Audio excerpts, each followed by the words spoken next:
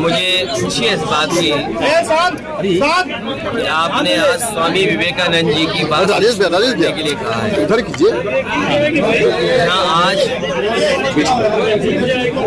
न केवल भारत बल्कि तमाम दुनिया के युवा स्वामी विवेकानंद जी की ओर देखते हैं। ये स्वामी विवेकानंद जी से इंस्पायर न केवल भारत के युवा हुए बल्कि दुनिया के युवाओं ने प्रेरणा ली है और युवाओं के साथ साथ दुनिया के तमाम लीडर्स हैं जो इंस्पायर हुए हैं स्वामी विवेकानंद जी के उनके रास्ते को, जो रास्ता उन्होंने दिखाया। हम और आप स्वामी विवेकानंद के वो भाषण को हमेशा याद करते हैं जो शिकागो में उन्होंने भाषण दिया। शिकागो के भाषण में जब उन्होंने sisters and brothers of United states America कहा तो सुनने में आया है और जो लिखा गया है वो ये कि कई लोग खड़े होकर के और पूरा हॉल खड़ा होकर के बहुत देर तक उनको ताली बजा करके स्वागत करने का काम किया। उन्होंने जो वेदांत का संदेश दिया, जो भारत की परंपरा, भारत की संस्कृति को लेकर के और भारत की जो परंपराओं को लेकर के जो उन्होंने भाषण दिया और अपने भाषण में उन्होंने कहा कि टॉलरेंट अगर किसी ने सिखाया है दुनिया को टॉलरेंस, तो भारत ने सिखाया धैर्य क्या है। और यूनिवर्सल एक्सेप्टेंस, हर एक आदमी को अपना लेना, हर धर्म के लोगों को अपना लेना। ये धरती, भारत की जमीन, भारत माँ या हमारी धरती ऐसी रही है जो धैर्य का रास्ता दिखाती है। हमारी जो परंपराएं हैं वो टॉलरेंस सिखाती हैं, वहीं सबको एक्सेप्ट किया, सबको अपना लिया, वो संस्कृति हमारी है। जो यहाँ आया उसने हमारे देश की संस्कृति को अपना लिया। ये हमारा भारत देश है जो संदेश स्वामी विवेकानंद जी ने दुनिया को दिया। वहीं उन्होंने जो तीसरे दिन का भाषण था, उन्होंने कहा, उस कोट को मैं अपने शब्दों में कह रहा हूं, उन्होंने कहा कि हमारे देश में धर्म तो बहुत है लेकिन यहाँ जरूरत है रोटी और रोजगार की।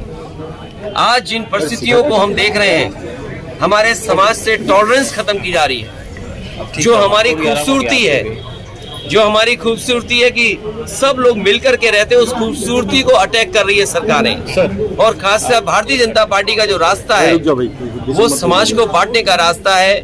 और जो भारतीय जनता पार्टी के लोग जब कभी स्वामी विवेकानंद जी की बात करते हैं तो कम से कम उनको स्वामी विवेकानंद जी ने जो संदेश दिया, जो संदेश उन्होंने कहा कि सबसे बड़ी सेवा अगर कोई है तो मानव की सेवा है, गरीब की सेवा है।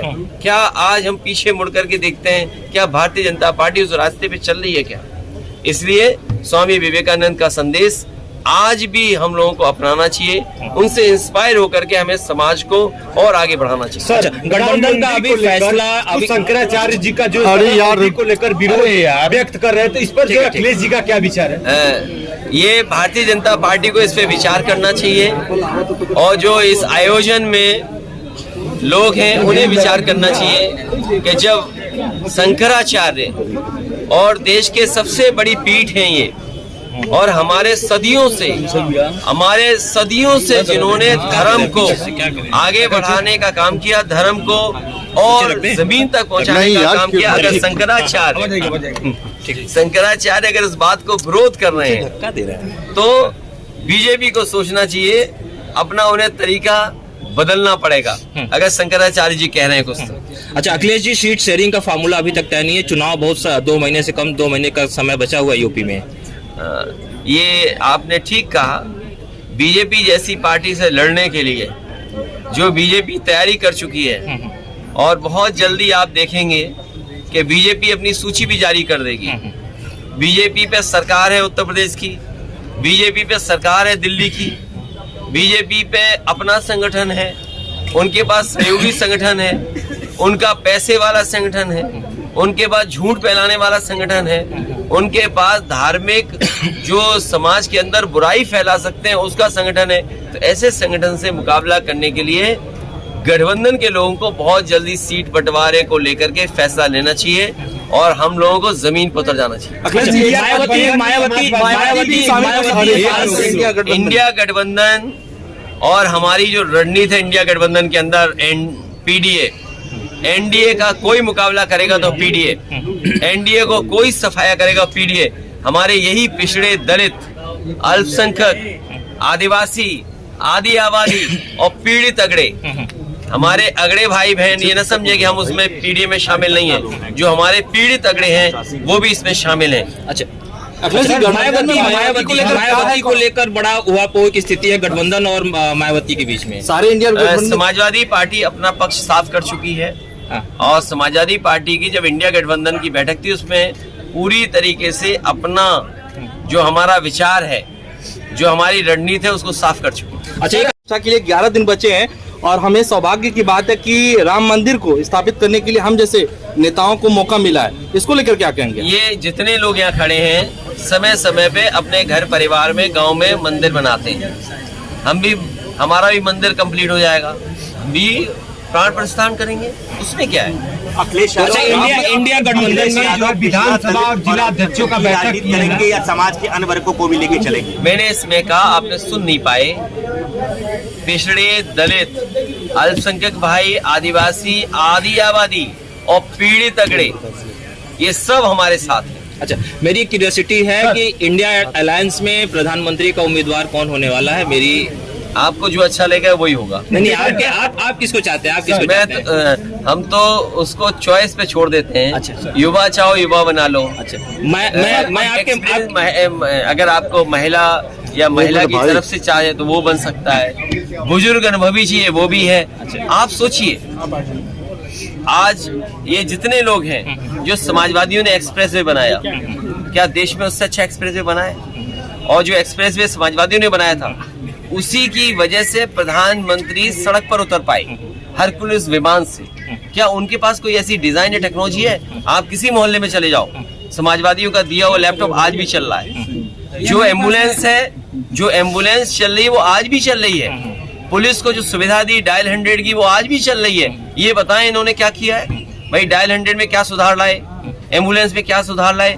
क्या गरीबों को इलाज मिल रहा है अस्पतालों में? क्या जिला अस्पतालों में वो संसाधन, वो दवाई, वो मशीनें हैं क्या जिसमें इलाज हो रहा है? आप पूरा बनारस में पता कर लीजिए, आज प्राइवेट अस्पताल फल फूल रहे हैं, प्राइवेट नर्सिंग होम फल फूल रहे हैं, लेकिन हमारे जो गरीबों के सरकारी अस्पताल है उनको दुर्दशा कर दिए पैदा। अच्छा, मैं आपके कार्यकर्ताओं को लगा कि पोस्टर की बात सही मानूं, मेरे सवाल का जवाब नहीं मिला। नहीं, देखिए, इच्छा हर कार्यकर्ता, हर पॉलिटिकल पार्टी का सपना और इच्छा बड़ी होती है। नहीं, लोग बता रहे हैं कि नीतीश कुमार, ये जो पद है वो बोलने से नहीं मिलते, वो संख्या बल से मिलते हैं। और संख्या बल जिस दल के पास होता है वो तय करता है।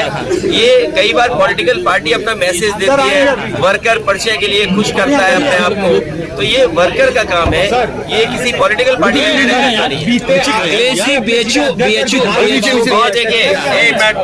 ये हमारे साथी ने बहुत बेहतरीन सवाल उठाया। बीएचयू में इस तरह की घटना कई बार घटी है और यहाँ की बेटियां या बहनें बहुत असुरक्षित महसूस करती हैं। समय समय पे उन्होंने एडमिनिस्ट्रेशन को बताया है, चाहे वो यूनिवर्सिटी का एडमिनिस्ट्रेशन रहा हो या पुलिस एडमिनिस्ट्रेशन को, कि किस तरीके से यहाँ पर उनके साथ घटनाएं घटती हैं। हाल ही में जो घटना हुई है एक बेटी के साथ, हमें दुख है इस बात का कि जो लोग सनातन धर्म की बातें करते हैं उसी दल के लोग निकले उसके अंदर, और जो सबसे बड़ा दावा करते हैं सनातन धर्म का, उनके साथ सभी अपराधियों की और दोषी लोगों पे जिन पे आरोप है उनकी तस्वीर निकली। आप नहीं जानते कि बीजेपी के सभी नेताओं के साथ उनकी तस्वीर निकली। सर, बीते कल अभी अपने जिला अध्यक्ष और विधानसभा हो गया, तो क्या निर्देश जो अखिलेश, ये निर्देश दिया है कि 2024 में जिताओ, 14 में जो लोग आए थे 24 में उन्हें हरा करके भेज दो। ठीक, धन्यवाद।